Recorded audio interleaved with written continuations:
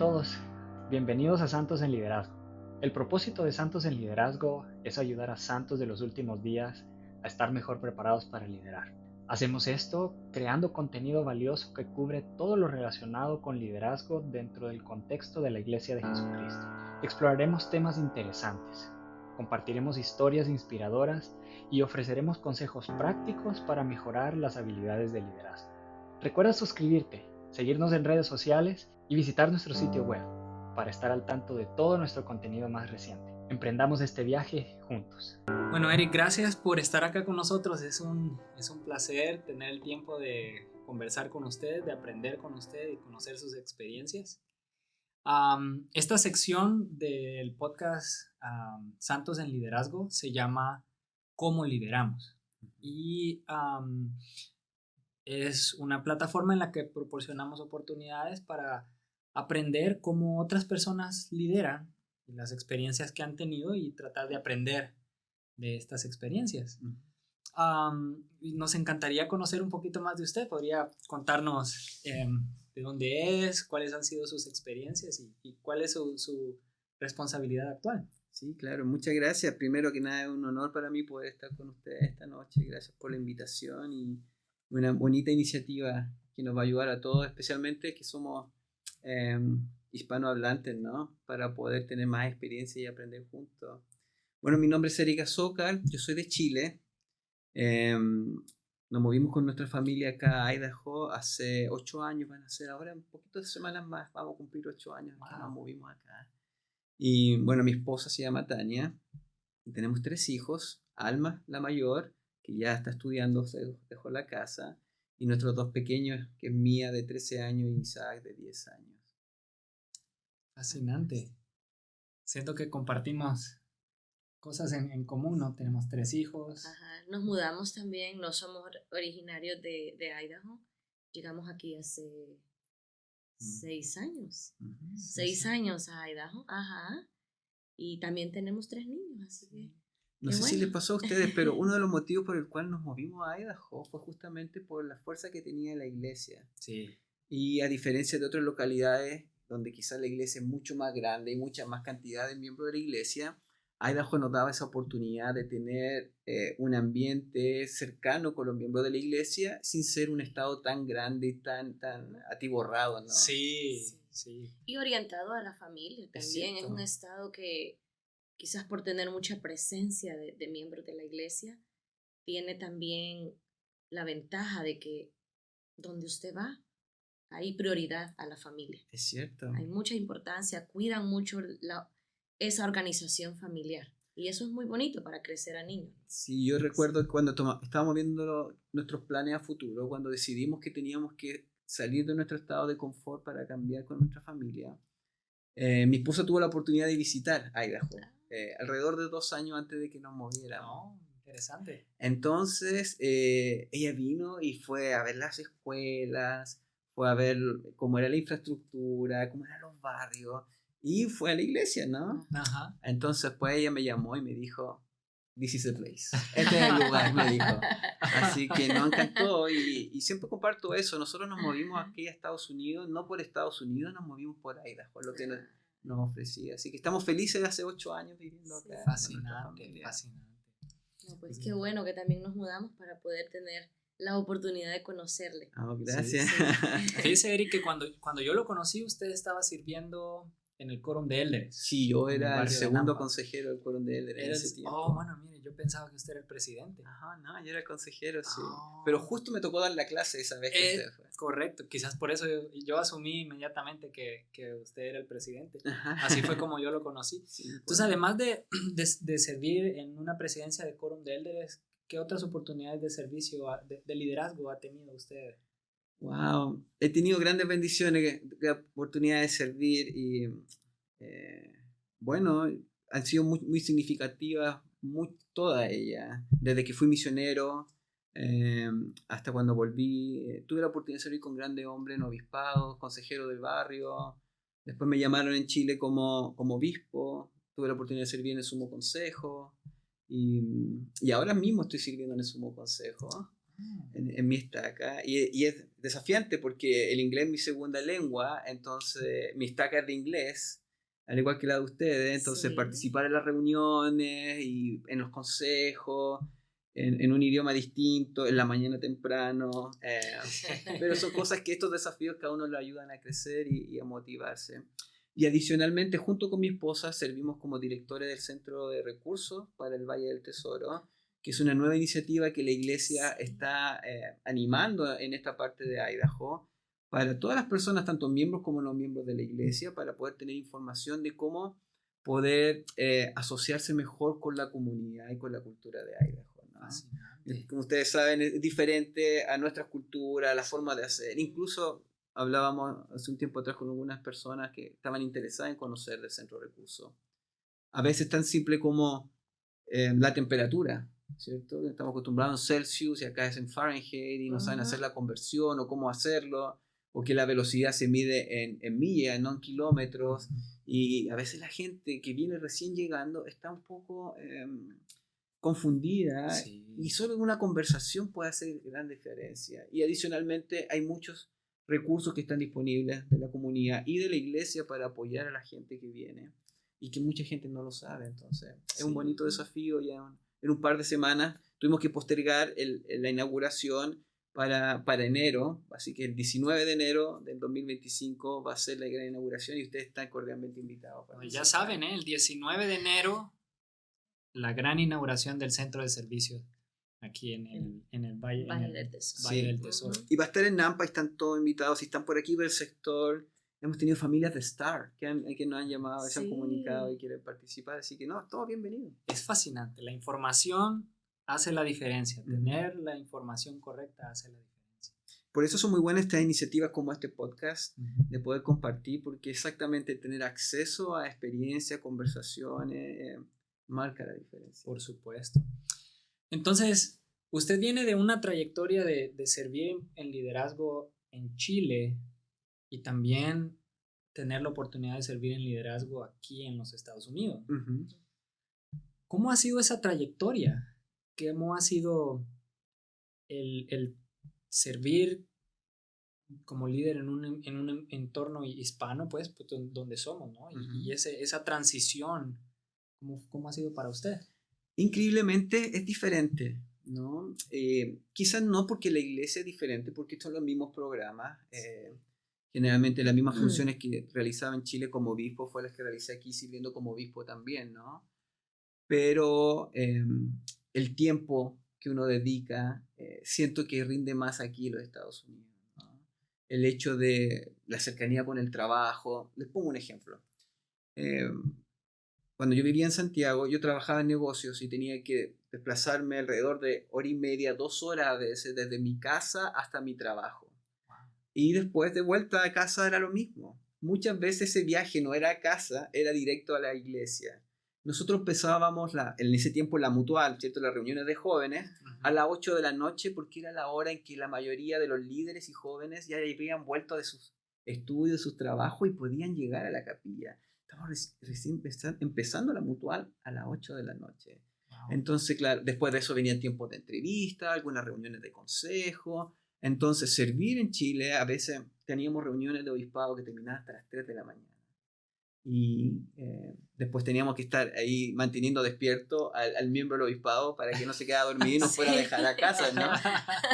En ese sentido era un poco más desafiante por los tiempos.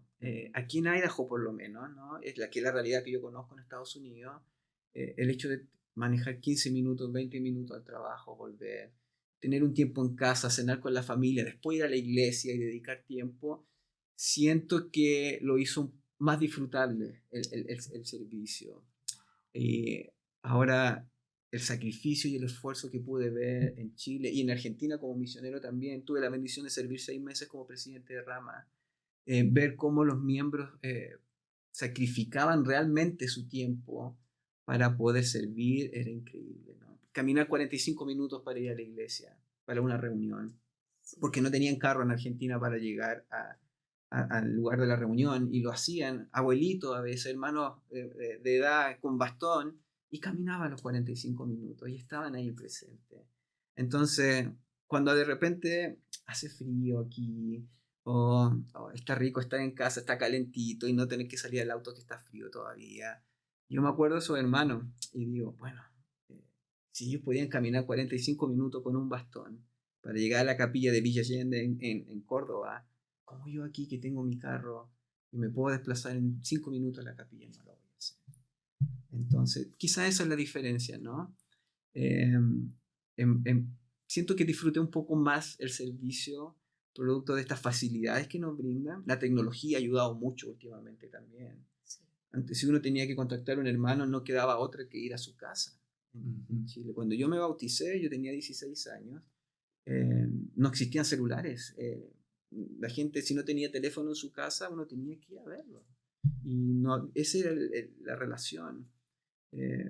Bendito los obispos que tenían autos, ¿no? Por supuesto. Para Sí, poder desplazarse. Sí. Entonces, quizás esas son las diferencias que yo he podido ver, aunque los programas son los mismos, el amor que se entrega es lo mismo. Pero ha sido un poco más cómodo servir aquí.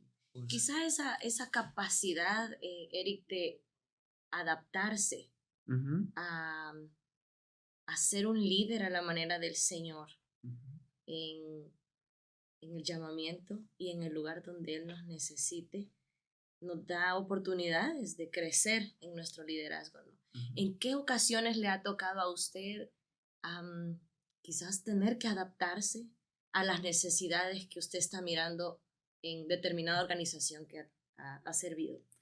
Bueno, y eso es interesante porque creo que en todo el llamamiento he tenido que adaptar. Adaptar mi propia experiencia. A veces es fácil decir, oh, yo he servido en tantos llamamientos, o he tenido tanta oportunidad de servir en liderazgo, yo sé cómo funcionan las cosas. Pero si algo he aprendido es que siempre es algo nuevo, siempre, no importa el llamamiento que uno tenga. La tercera vez que recibí llamamiento como obispo, créanme que fue una experiencia diferente a las primeras 2 veces. Y es el mismo llamamiento, las mismas reuniones, las mismas responsabilidades, pero la gente a la que uno sirve es distinto, las condiciones que uno sirve son diferentes. Entonces uno tiene que adaptar, pero sin duda alguna con los jóvenes, ¿no? Yo creo que esa es la vez que yo puedo decir que más tenía que adaptar el mensaje, la forma de acercarme, a hablar con ellos. Cada uno es diferente, tiene un mundo distinto. En nuestro caso acá en Nampa, en el barrio español, teníamos cultura distinta, hablamos español, pero es lo único que nos une, comida distinta, crianza distinta, sus padres lo enseñaron de una forma diferente. Entonces, claro, ahí uno tiene que adaptarse y aprender a ser guiado por el Espíritu, porque el Espíritu el que hace la adaptación, no lo hace uno. Uno se deja llevar por el Espíritu el que lo guía y dice, no, esta persona habla de esta forma, o dirige la clase de esta otra manera, o olvida el mensaje que tenías preparado y comparte esta escritura y parte desde aquí. Cuando uno se deja llevar por el Espíritu el que hace el cambio.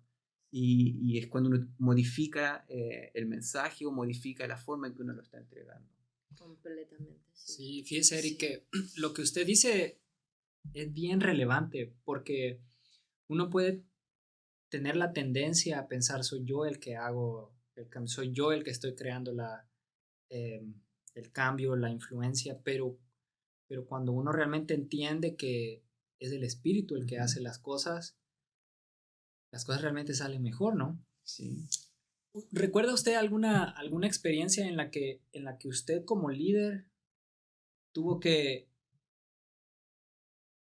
motivar a los miembros del barrio a adaptar sus tradiciones, sus creencias y que su influencia a través del Espíritu fomentó un cambio? Sí, yo creo que va en las dos direcciones. Puedo reconocer las veces en que quizás yo vi una necesidad de hacer un cambio y también cuando ese cambio vino hacia mí. Cuando yo me di cuenta que era yo el que tenía que cambiar, ¿no? Cuando el Espíritu me dijo, no, tú tienes que adaptarte y no buscar adaptar a los demás. Recuerdo cuando recién me llamaron de obispo en el barrio de Nampa, estábamos pensando en una actividad de Navidad, fue justo en el tiempo de octubre. Entonces no teníamos una actividad organizada ya para Navidad. Y generalmente teníamos esta actividad en el pasado de convivencia, de regalos, ¿cierto? Más fiesta navideña. Sí. Pero yo sentí fuerte que teníamos que hacer un giro y aprovechar estos cambios, ¿no? Así que les pedí que preparáramos un coro de Navidad. Y fue desafiante porque varios hermanos que habían servido por mucho tiempo en el barrio, desde que eran ramas, me decían, obispo, no cantamos. Dicen, no, pero vamos a preparar un coro y vamos a invitar a la comunidad, vamos a invitar a la estaca. Y ellos se asustaban y decían, pero ¿cómo si no estamos acostumbrados a cantar? Y no, cada organización va a preparar un par de villancicos, vamos a hacer un programa, invitamos a todos los misioneros, ese tiempo la misión Nampa, invitamos a todos los misioneros hispanos que hablaran y que prepararan un coro en español. Y fue una actividad preciosa, fue simple, se centró en Jesucristo, la Natividad, recuerdo, cantamos, la verdad yo no sé si cantamos bien o mal, pero yo podía ver las lágrimas de las personas que nos escuchaban. Y recuerdo uno de esos hermanos que me decía, oh, obispo, ¿sabe que no cantamos? Acercarse llorando y me dice, sí podemos cantar, obispo. Entonces fue una linda experiencia y para mí, ¿no? De ver esa necesidad de salir de repente de nuestra zona de comodidad cuando el Espíritu lo induce y ser valiente. Y es tener fe, en fin de cuentas, ¿no? Porque si sentimos el Espíritu, aunque sepamos que va a ser difícil, si tenemos fe, vamos a seguir adelante, como los pioneros, un paso tras otro. Y yo recuerdo, yo escuchaba a los jóvenes cantar el ensayo anterior a la presentación y dije, pero después fue precioso, ¿no? Y porque el Espíritu hace el resto. Sí. Y bueno, en mi vida también he visto esos cambios, ¿no? Recuerdo una vez estábamos en Chile y necesitábamos llamar a una presidenta de la Sociedad de Socorro. Y con el obispado estábamos orando y buscando ese nombre y lo recibimos. Entonces, ok, cité a la hermana a una entrevista. Y recuerdo que empezamos a conversar y yo esperando el momento para extender el llamamiento, ¿no? Y no pude extender el llamamiento. Fue una hermosa entrevista, conversamos de la vida y la hermana estaba extrañada porque ¿por qué el obispo está conversando conmigo? Ella no tenía ningún problema por el cual no pudiera servir, pero yo estaba parado frente a ella y el Señor no me permitió extenderle el llamamiento. Entonces después entraron mis consejeros y dije, ¿estamos listos con la hermana? Y dije, no pude extender el llamamiento. Ella no es. Y era perfecta, una hermana. Después sirvió en otra presidencia de otra organización auxiliar. Pero estando al frente de ella, el Señor no me dejó extender el llamamiento. Y yo ahí comprendí, ¿no? Yo algo tenía que aprender en ese momento. Ella necesitaba tener esa conversación y esa relación porque ella estaba siendo preparada para otro llamamiento en el futuro, no para ser la presidenta de la Sociedad de Socorro. Y para mí hubiera sido muy fácil dejarme llevar por lo que ya estaba predispuesto y ir adelante nomás. Era pronunciar la palabra, le extiendo el llamamiento de, claro, pero no pude hacerlo. Entonces, seguir el plan. Seguir el plan, pero ¿qué significaba seguir el plan? Ignorar el Espíritu. Exacto. Y el Espíritu, como decíamos, al final es el maestro, ¿no? El que nos va guiando. Y hablando de maestros, hermano, si usted tuviera que mencionar o compartir con nosotros algunos mentores que ha tenido en toda su trayectoria de liderazgo, ¿quiénes son esas personas? ¿Y qué es lo que usted aprendió que tanto recuerda y se quedó grabado en su mente, en su corazón, al punto de ser parte de quién es usted ahora? Hay grandes hombres y mujeres que han marcado mi vida, ¿no? Mi presidente de misión, por ejemplo, falleció el año pasado y hasta el último momento yo siento que él marcó mi vida y cada vez que compartía algo era no solo doctrina, era experiencia, era amor, la forma en que él era. Yo dije, yo algún día quiero ser como él, ¿no? Tiene la misión de trabajar con tantos buenos presidentes de estaca, presidente Videla, el presidente Fonsalida, el presidente Díaz en Chile, el presidente Walsingham aquí en Estados Unidos, hombres que se entregan por completo. El presidente Walsingham es un hombre que, presidente de estaca, que cada semana está en terreno. Él hace visitas con los barrios cada semana y entrevista a los obispos cada mes. Es increíble. Nunca vi un despliegue así de un presidente de estaca y es desafiante. ¡Wow! Él conoce a los miembros, realmente conoce a los miembros de la estaca porque él está en sus casas todas las semanas. Sí. Es increíble. Pero también no puedo dejar de recordar a los miembros que estuvieron ahí cuando yo me bauticé a los 16 años. Compartí en un discurso hace poquito, ¿no? Mi primer llamamiento al volver de la misión fue ser secretario del barrio. Y el primer trabajo que me pidieron hacer fue ir a un closet donde estaban los libros de muchas reuniones que habían tenido por mucho tiempo. Y empecé a ordenarlos por fecha. Y recuerdo que encontré uno del tiempo en que yo me había bautizado. Y empecé a hojearlo, ¿no? Y encontré una reunión donde estaban hablando de mi hermano y de mí, que nos bautizamos solos primero con mi hermano. Mi mamá no era miembro de la iglesia, no se bautizó hasta una semana antes que yo me fuera a la misión. Así que los miembros estaban tan preocupados de nosotros, haciendo planes para hermanarnos, para ministrarnos, estar preocupados de nosotros, y la emoción no podía contenerla cuando leí esa nota, porque después de todos esos años podía ver a sus mismos hermanos a la cara y cuánto amor y dedicación pusieron para ayudarnos. Todavía tengo contacto con muchos de ellos. Después tuve la bendición de servir con ellos en obispado, en el sumo consejo, y fue hermoso ver a esas personas que pusieron estos primeros testimonios en mi corazón, y poder servir al lado de ellos era un sueño tremendo. Y incluso tengo la bendición de que algunos de sus nombres están en mi línea de autoridad de sacerdocio, ¿no?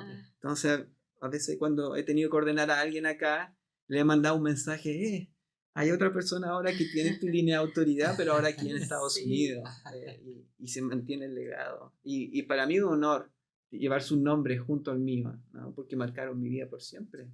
Claro. Qué experiencia más enriquecedora, Eric, que yo pienso que no solo nos enriquece a nosotros, pero a todas las personas que van a tener la oportunidad de escucharle y se identifican con ese tipo de experiencias de llegar a un barrio, bautizarse y no conocer a nadie, pero luego sentirse amado, sentirse hermanado y sentir que hay alguien que está preocupado por el bienestar y el progreso de uno. Y quise pensar eso mismo, ¿no? ¿Cuántas veces nosotros hemos estado en una reunión y no nos damos cuenta del impacto que esa conversación en una reunión simple va a tener en la eternidad de una persona que a lo mejor ni siquiera está presente escuchándolo? Porque por seguro ellos no sabían de que yo 4 años después iba a ir a esa sala, iba a encontrar esos apuntes y lo iba a leer, iba a ver esa demostración de amor. Ellos no lo hicieron pensando en eso, pero el impacto que tuvieron. Me tocó servir con algunos de ellos en el sumo consejo. Y fue precioso, ¿no? Estar con la persona que era el consejero del barrio, ahora era el consejero de la estaca, y yo sirviendo con él en el sumo consejo. Para mí era un regalo, ¿no? ¿Y qué hubiera pasado si ellos no hubieran estado ahí, en esa reunión? Sí. Si no hubieran compartido esa preocupación de, hey, ¿cómo los vamos a hermanar? Entonces el impacto que uno tiene a veces en la vida de las personas no lo podemos magnificar, y solo la eternidad nos va a mostrar eso en el futuro. Así es. Sí. Y en cuanto a la forma en la que usted ha liderado en sus diferentes oportunidades de ser un líder, ¿cuáles han sido las lecciones que estos mentores más han resonado en su mente y que usted ha aplicado en sus diferentes oportunidades? Yo puedo ver una diferencia entre mi vivencia en Chile y acá en los Estados Unidos. En Chile, si es bien, la iglesia ya lleva alrededor de 50 años organizada y con un crecimiento importante en Chile. Sí, tengo que decir que en mi tiempo que servía la misión, fuimos de las primeras generaciones que masivamente empezaron a salir de la misión, ¿no?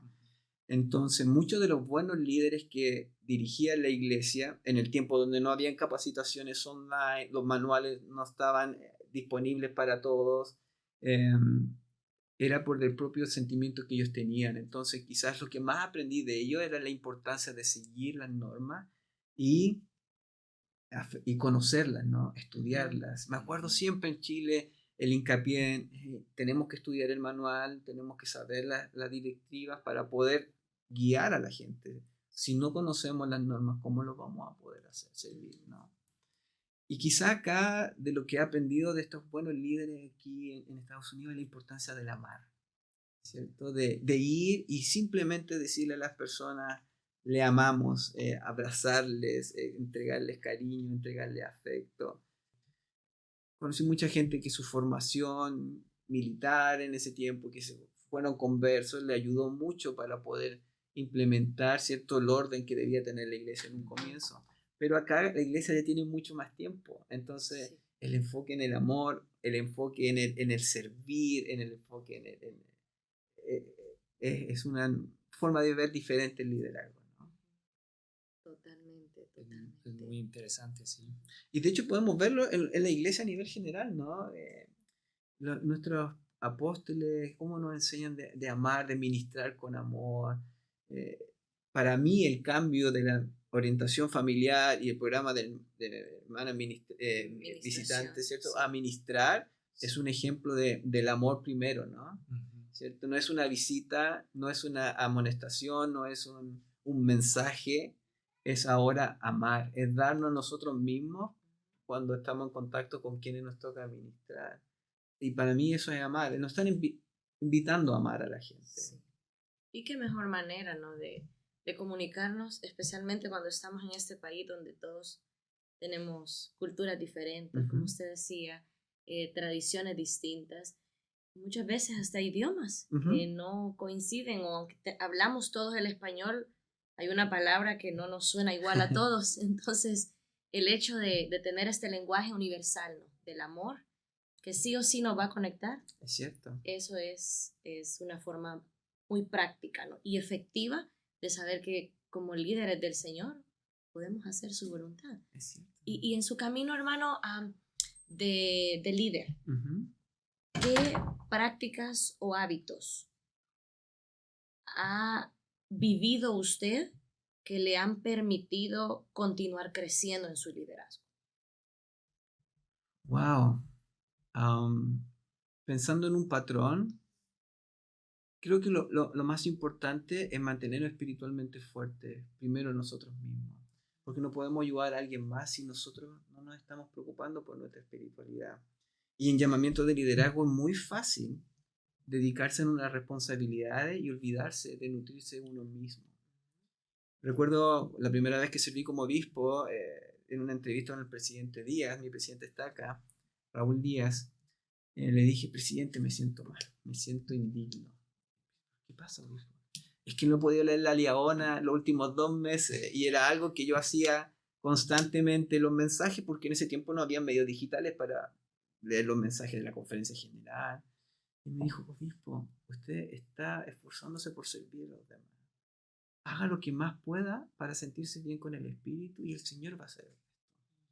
Entonces yo ahí me di cuenta de que tenía que adaptar, ¿cierto?, mis necesidades espirituales para poder sentirme conectado con los cielos, pero no iba a poder ser lo mismo que cuando era maestro de la escuela dominical, que era una preparación constante para dar una lección, estudiar una lección, buscar referencias, leer mucho, que cuando servía como obispo, porque tenía que estar en el momento, una llamada telefónica, un accidente, un problema, y uno tenía que salir. Y bueno, si no leía la escritura temprano en la mañana en el baño antes de bañarme y salir a trabajar, a lo mejor no iba a tener otro tiempo en el día para poder leer las escrituras, porque hasta que llegara a la casa cansado me iba a dormir y se iba a pasar el tiempo, ¿no? Entonces, quizás algo que aprendí de ese tiempo de liderazgo que me ayudó a mí es mantenerme conectado con los cielos, que a veces es más difícil de lo que la gente cree. Yo siempre le decía a los hermanos: yo soy el obispo del barrio, pero créanme que no soy perfecto para nada, soy tan imperfecto como todos nosotros en el resto del barrio. Lidio con los mismos problemas, con las mismas frustraciones, las mismas tentaciones, también me tengo que arrepentir y humillar ante el Señor.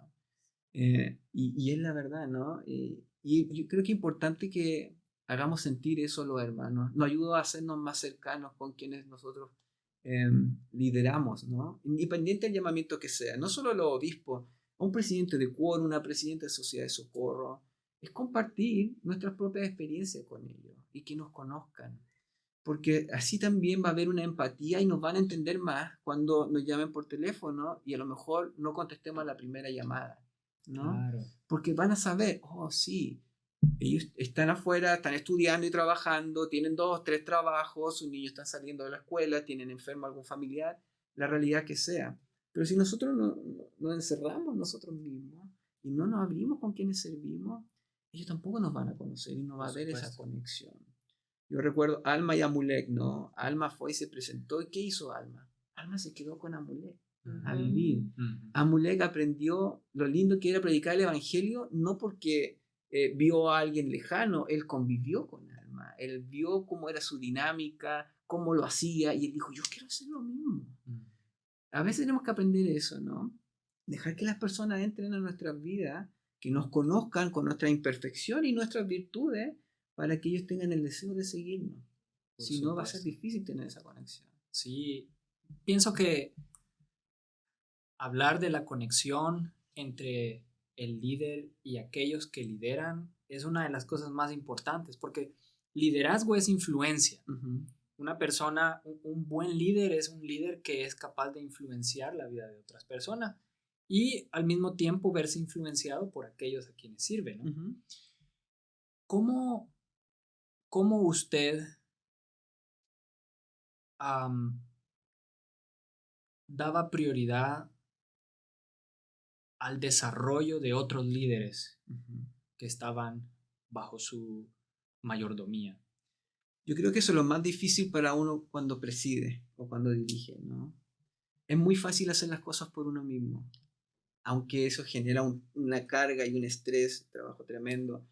Y soy súper sincero, muchas veces estaba tentado así, lo hago yo mismo. Yo voy y visito al hermano, o yo voy y hago la llamada, yo voy y extiendo el llamamiento. Pero me di cuenta de que yo no crecía como líder y tampoco dejaba que los demás crecieran como líder. Entonces, especialmente cuando serví como obispo, yo siempre tenía en mente quién iba a ser el siguiente obispo de nuestro barrio, ¿no? Y trataba de ver a los hermanos y decía, bueno, este hermano tiene que crecer en esto, démosle esta asignación, démosle este llamamiento, trabajemos con él de esta forma, pidámosle que organice esto o que vaya y visite a tal persona, porque de cierta forma es lo que yo veía cómo él iba a poder crecer para ser mi obispo, ¿no? Para poder después bendecir mi propia vida y la de mi familia cuando yo ya no fuera el obispo. Y de esa forma, dejar liderar. Y a veces hay que dejar que la gente se equivoque. También eso es importante para el crecimiento, así como nosotros nos equivocamos, ¿no? Entonces, hay veces que hay que dejar que las personas tengan esa experiencia y acompañarlo. Y no decirle, te lo dije, o por qué no lo hice yo, sino que analizarlos con ellos. Antes la misión nos enseñaba en la retroalimentación, ¿no? Que Sí. como no era criticar a la persona y decir, oye, hiciste mal esto, sino que preguntarle, ¿cómo fue tu experiencia? ¿Cómo te sentiste al realizar esta actividad? Y de ahí, generalmente, las mismas personas se daban cuenta, oh, yo tengo que mejorar en esto. Y ahí uno reforzaba eso por medio del ánimo, el apoyo, ¿cierto? Y ofreciendo la ayuda de uno. Entonces, pero si no le damos la oportunidad a los demás que hagan el trabajo y que se equivoquen, ¿cómo vamos a dejarlos crecer? Al final es lo mismo que nosotros cuando presidimos estamos pidiendo, ¿no? La oportunidad de equivocarnos, arrepentirnos, para después poder ser más fuerte y crecer. Entonces, es lo más difícil. Es fácil hacer las cosas por uno mismo. Sí. Y llevarse todo ese peso encima, pero no crece uno mismo como líder, ni deja que crezca a quien uno lidera. Y es un proceso, ¿no? Porque aprender a confiar en otras personas para que lo hagan igual o quizás mejor de lo que uno cree que lo puede hacer, es un acto de fe. Y aprender, como un líder. y aprender eso, que otras personas pueden hacerlo diferente a uno, y aún así está muy bien, incluso mejor, Sí. ¿no? Y la humildad. Sí. Porque ser líder, liderar o presidir, no quiere decir que uno es mejor que las personas que uno dirige o preside. Es porque uno tiene la responsabilidad en ese momento de poder guiar a esas personas, ¿cierto? Pero no quiere decir que uno lo hace porque es mejor que los demás. Entonces, ahí viene la humildad de reconocer cuando las otras personas, su opinión o su forma de hacer las cosas es tan buena o mejor que la que uno tenía pensado. Sí. Entonces, ¿cómo diría usted que influye la fe en su estilo de liderazgo y en el proceso que usted sigue para tomar decisiones cuando está liderando? Wow, es que la fe es la base de todo lo que hacemos, ¿no? De por qué aceptamos un llamamiento a responsabilidad. Yo creo que en mi experiencia personal, yo nunca me he sentido apto para recibir ninguna responsabilidad que he recibido. Siempre en el momento que recibo un llamamiento digo, wow, ¿cómo voy a hacer esto? ¿No? ¿De qué forma me voy a organizar? Entonces ahí es donde va la fe, decir, bueno, si el Señor me llamó, el Señor va a poner los medios para poder seguir adelante. Incluso cuando las cosas se ven difíciles, ¿no? Porque Sí. todos tenemos desafíos, trabajo, familia, enfermedades con que lidiar. Y si no tenemos la fe para poder decir, ok, si el Señor me llamó, Él me va a dar los medios para cumplir, así como lo hizo Nefi, ¿no? No lo vamos a hacer. Nos vamos a ser derrotados incluso antes de realizar la acción. Entonces la fe para mí es lo principal al momento de realizar cualquier eh, llamamiento o cualquier responsabilidad de liderazgo. Porque no somos aptos para cumplir con esa responsabilidad hasta el momento que lo hacemos. Y tenemos que solo creer y dejarnos en las manos del Señor. Y Él acomoda siempre las cosas. Imagino que ustedes lo han visto también en su vida, ¿no? Cómo el Señor va moldeando todo para que, a pesar de que se ve una montaña gigante, la podemos subir. Por supuesto. Esa parte de tomar decisiones es quizás es una de las partes más críticas en cuanto a un liderazgo, en el liderazgo, ¿no? Porque todas aquellas personas con quienes uno tiene mayordomía esperan escuchar la última palabra del líder, ¿no? Y esa interacción entre la fe y la información a fin de tomar decisiones se vuelve casi que una habilidad que uno como líder tiene que desarrollar, ¿no? En su tiempo como obispo, ¿usted siente que cómo era usted en cuanto a su relación con la información y la falta de información a la hora de tomar una decisión? Bueno, para poder llegar a ese punto, justo cuando estaba haciendo la pregunta, vino a mi mente la importancia que es servir con amigos. Y no significa llamar amigos a servir con uno, sino que transformar a las personas con las que uno sirve en amigos, confiar en ellos. Yo he tenido grandes personas con las cuales serví. Mis consejeros en el barrio Nampa 14, increíble. Bueno, en realidad, en todas las veces que serví las 3 veces que serví como obispo, tuve grandes hombres como consejeros. Algunos muy diferentes a mí, especialmente acá.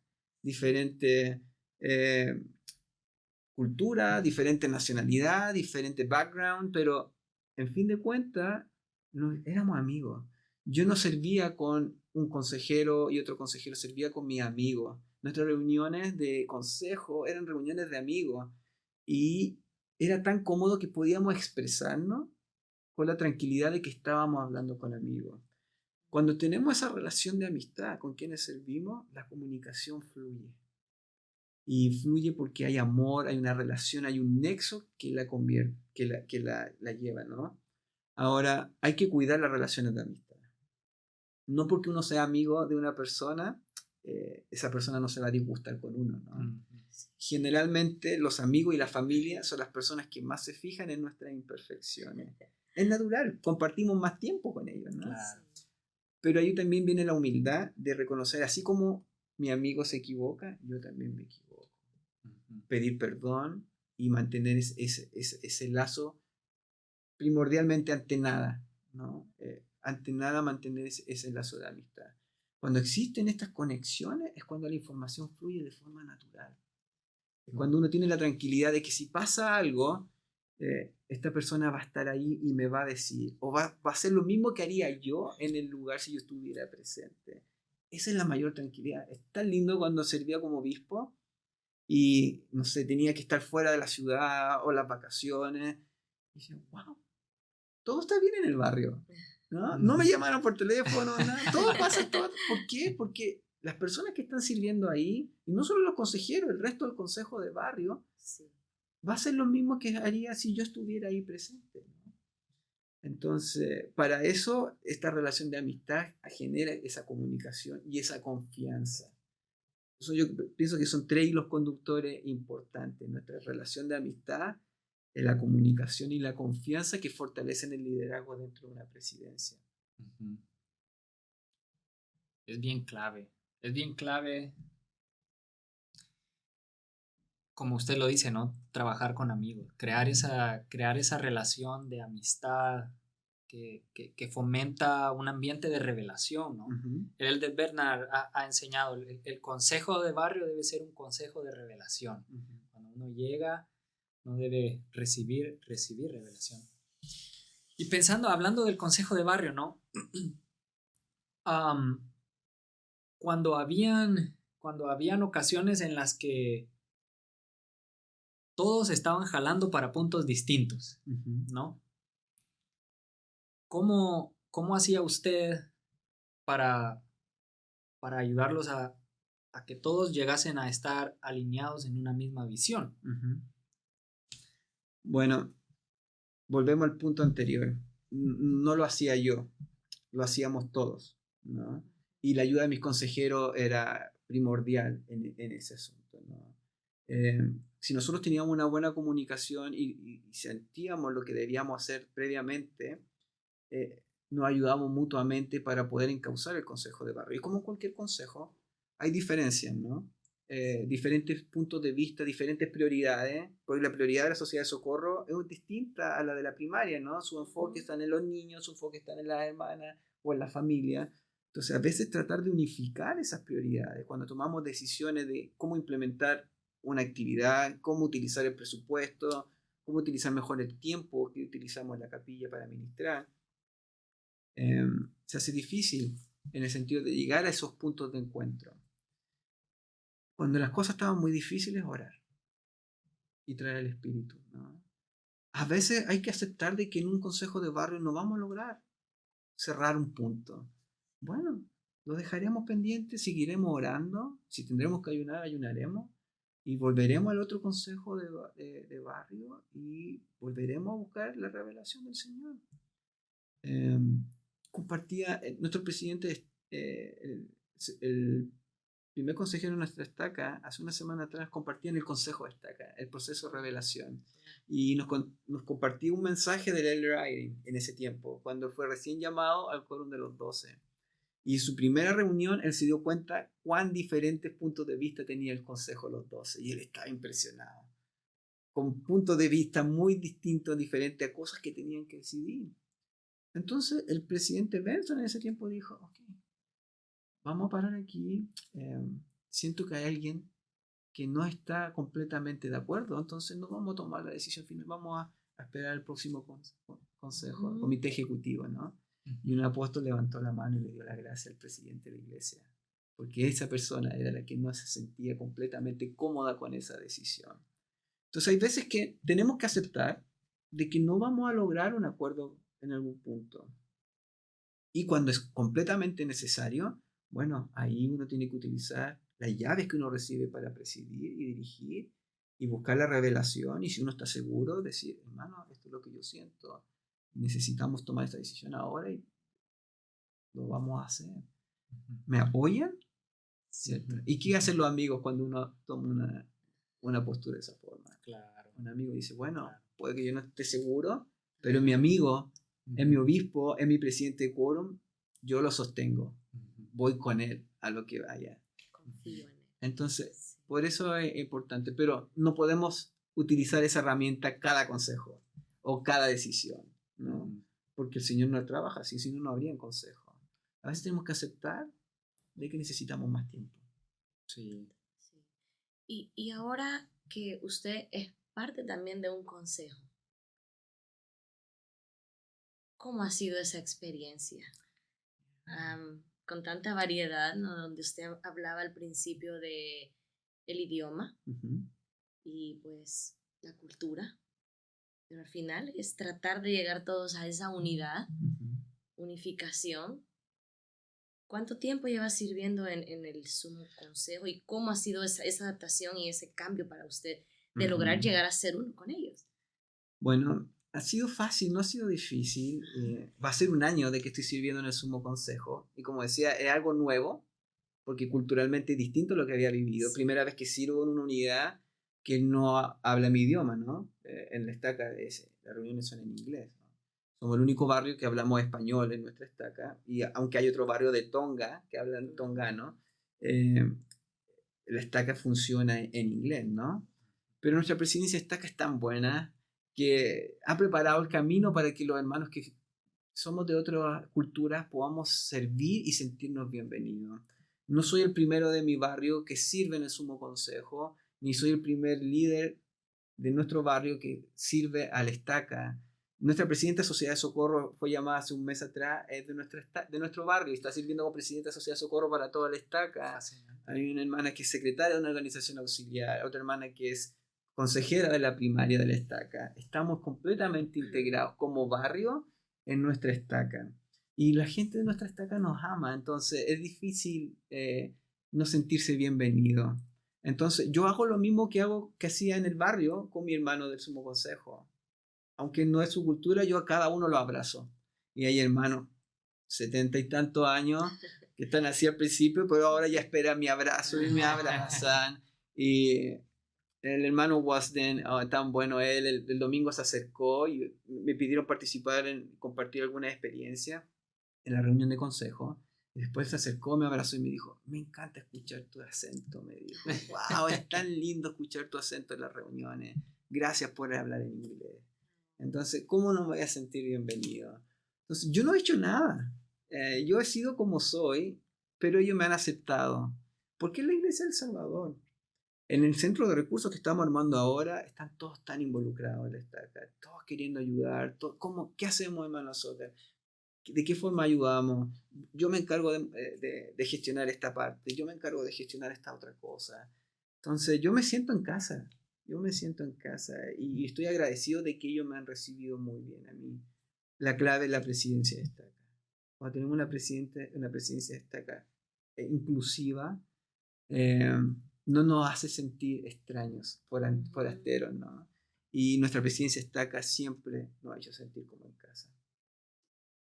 Eso es una de las cosas más importantes, especialmente aquí en este ambiente, ¿no? Que pues no es nuestra lengua y no es donde hemos crecido, no es nuestros barrios, ¿no? Y que hace mucho la diferencia el estar en un lugar donde uno puede sentirse cómodo, puede ser uno, o ser uno mismo sin... Sí. Vino a un recuerdo, una vez en Chile en una reunión de capacitación, un 70 nos dijo que el trabajo real de la iglesia se hacía del obispado hacia abajo, ¿no?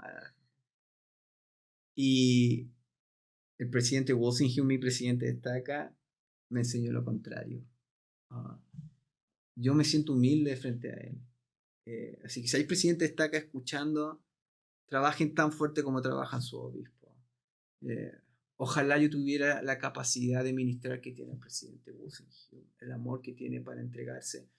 El presidente Walsingham es de estas personas que preside con amor, de tal forma que cuando alguien le cuenta algo, no importa si es un líder de la estaca o un miembro, él toma eso consigo y lo lleva hasta el final. Él sí dice, ok, vamos a ver cómo ayudar, eso es real. Él se hace cargo del problema como si fuera el obispo de ese hermano y lo lleva hasta el final. Entonces, yo ver eso, para toda una estaca, si para mí era difícil siendo obispo de un barrio a veces manejar situaciones, ¿cómo lo hace el presidente Walsingham? Con toda una estaca gigante y preocupado del uno, ministrando al uno. Es increíble. Entonces, presidente de estaca, si están escuchando esto, ustedes son tan clave. Si quieren tener un obispo comprometido, comprométanse ustedes con su obispo. Porque si trabajan con ellos, visitan con ellos, conversan con ellos y son amigos, su obispo los va a seguir a donde ustedes vayan. Sí. Y mi presidente todavía me escribe, hola amigo, ¿cómo estás? Esa es la relación que tengo con mi presidente, está acá. Sí. Así fue como se refirió El Salvador a nosotros, ¿no? Es cierto. Como sus amigos. Es cierto. Increíble. Eric, gracias por compartir sus experiencias, sus ideas, las cosas que usted ha aprendido. Ha sido muy enriquecedor poder aprender de usted. Sin duda, el Señor lo ha llevado por un camino que lo ha venido preparando para este tiempo y las cosas que le esperan son aún mucho más emocionantes, mucho más intrigantes, que van a potenciar un crecimiento en ustedes sin duda. enorme, ¿no? Gracias. Yo soy agradecido de los buenos hombres y mujeres que me han ministrado en todo mi tiempo. Yo soy converso de la iglesia. Lo que sé lo aprendí de buenos hombres y mujeres que no tenían ninguna obligación de hacerlo por mí. Mi mamá y mi papá se esforzaron siempre de darme una buena educación cristiana, pero todo lo que aprendí de la iglesia y de liderazgo lo aprendí de buenos hombres y mujeres que de forma desinteresada me mostraron con su ejemplo cómo hacerlo. Y yo sigo aprendiendo de ellos. Hay tantos buenos hermanos y hermanas alrededor de nosotros. Y eso fue una cosa que yo aprendí en la misión. Cuando me tocaba salir con misioneros y compartir con ellos lecciones en lugares donde yo no servía como misionero, a veces ellos pensaban de que yo iba para enseñarles, pero yo solo iba para aprender de cada uno de ellos. Y me esfuerzo por eso. Yo en una lección, un maestro, en un discurso, siempre trato de ver qué puedo aprender de esa experiencia. Y eso es lo lindo, porque para eso estamos en la iglesia, para eso estamos en la tierra, para aprender. Y sin duda alguna que el liderar, el a veces presidir, nos da esa oportunidad tan linda de poder aprender de tanta gente. Sí, yo soy agradecido de toda esa gente que se ha dado el tiempo de ministrarme, de tener paciencia conmigo, de amarme para poder dejar de lado mis imperfecciones y seguir queriendo trabajar junto conmigo. Para mí esa ha sido una de las grandes bendiciones que he recibido de la iglesia. Muchísimas gracias por nutrirnos y ayudarnos a entender un poco más del liderazgo a través de su experiencia y de su servicio. Gracias por la oportunidad, feliz de la invitación. Claro, y la última pregunta para cerrar. Al reflexionar en su tiempo como líder, ¿cómo ser un líder le ha ayudado a ser un mejor discípulo de Jesucristo? Es que para mí ser un líder es ser un discípulo, y ser un discípulo es ser un líder. Uno no necesita un llamamiento para ser un líder en la iglesia, porque automáticamente desde el momento que aceptamos a Jesucristo en nuestra vida y hicimos convenios, nos transformamos en líderes. Líder en nuestro hogar, que es lo más importante. Aunque no seamos el padre o la madre de familia, si somos un joven, el único miembro de la iglesia de nuestro hogar, somos el líder de nuestro hogar. Si estamos en una escuela y no hay más miembros de la iglesia alrededor de nosotros, somos el líder de esa escuela. Somos el discípulo de Jesucristo que está llevando la luz a los demás. Eso no nos hace perfectos para nada, pero no existe un discípulo sin ser un líder, y no existe un líder sin ser discípulo. Y eso es lo que enseñó Jesucristo. Jesucristo buscó a los hombres más naturales para acompañarle. No buscó a los más experimentados, a los más versados, a los que conocían las escrituras de la mejor forma. Él fue al pescador, al trabajador, al que recaudaba impuestos, al menospreciado, y lo transformó en un discípulo. Nosotros somos como ellos. Entonces, en el momento que aceptamos a Jesucristo, nos transformamos en líderes. No importa si no tenemos un llamamiento de liderazgo en una organización de la iglesia. De igual forma somos líderes, donde quiera que vayamos. Increíble. Gracias. Gracias. Me gusta mucho eso. En el momento en el que uno se convierte en discípulo de Jesucristo, se convierte en un líder. Bueno, gracias. Un placer cuando quieran. Yo feliz de poder venir y compartir. Muchas gracias por esta oportunidad. Perfecto. Compartan con sus amigos, con sus familiares, alguien que ustedes crean que se puede beneficiar de lo que hemos conversado hoy, de las experiencias de Eric. Háganselo saber y de esa manera van a ayudarnos a continuar llevando estos mensajes a más y más personas.